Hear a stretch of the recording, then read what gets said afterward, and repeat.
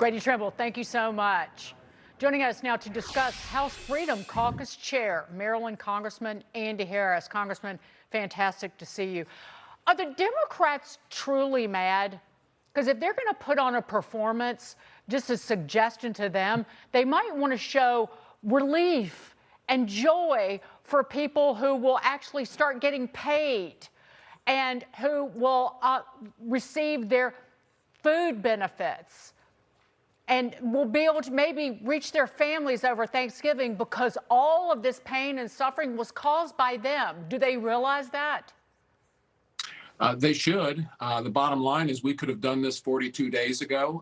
Nothing has basically changed in this deal. 42 days ago, we didn't have the reductions in force, so that wasn't a victory. 42 days ago, we were negotiating the 3 appropriations bills. That wasn't a victory. They could have done this again 6 weeks ago, but they didn't. And I hope the Democrats do not attempt in unanimity to block this tomorrow. I hope there are a handful of Democrats in the House who will join us in reopening the government, get these air traffic controllers paid, get things back to normal, reopen the government Thursday morning. Congressman, I know after 14 years, you've probably never seen anything as ludicrous as what we've seen. I also know that your district is filled with a lot of folks from the Coast Guard, federal workers. What are you hearing on the ground, and where is the pressure points for families today besides the obvious? Well, the pressure points really came up when you had the air traffic situation, and then you had the SNAP benefits that didn't go out at the beginning of the month. And there was no reason for that. We could have ended this weeks ago. Those are the major pressure points. And thank goodness that, again, a handful of Democrat senators began to rationally think about this and voted to open the government. I hope we have another handful in the House. We may be able to do it with Republicans alone, but again, who knows who is going to be able to get into town. But we can do it with Republicans alone. If not, I think we're going to have between 10 and 20 Democrats who are going to be rational about this in the House also. Is that really at risk, Congressman, tomorrow, about the travel? I know that we covered it with Grady, but all of the Republican caucus not being able to get back to D.C. for this vote. Well, look, there are over 200 members have to get back. And you know, just from your reporting, there were people who got stuck, had canceled flights. We have a lot of people have no options but to fly back to Washington. They live far away.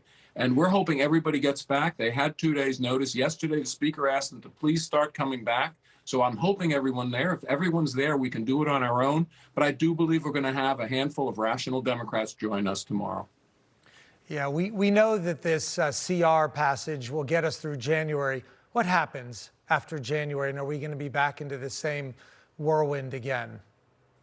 Well, I don't think so, because I think we're going to pass another group of appropriations bills. We may have only 2 or 3 left by January 30th. Those, again, so it won't be anywhere near a total shutdown. Will there be a couple of agencies that might have to be shut down or will be threatened to be shut down?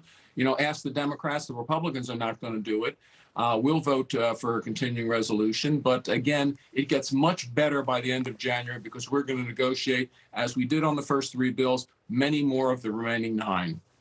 What about a vote which was essentially promised to the Senate Democrats on the supersized subsidies for Obamacare, which is a $45 billion taxpayer borrowed money handout to the insurance companies every year?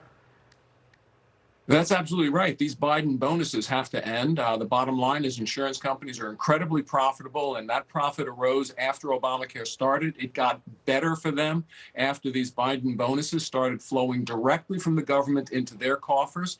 Look, we have to solve the healthcare premium problems for all Americans, not just the 7% on Obamacare. We have to solve it for all Americans. And part of it is to restore the insurance companies having to actually give health care to people, not just insurance, but make sure their health care is paid for.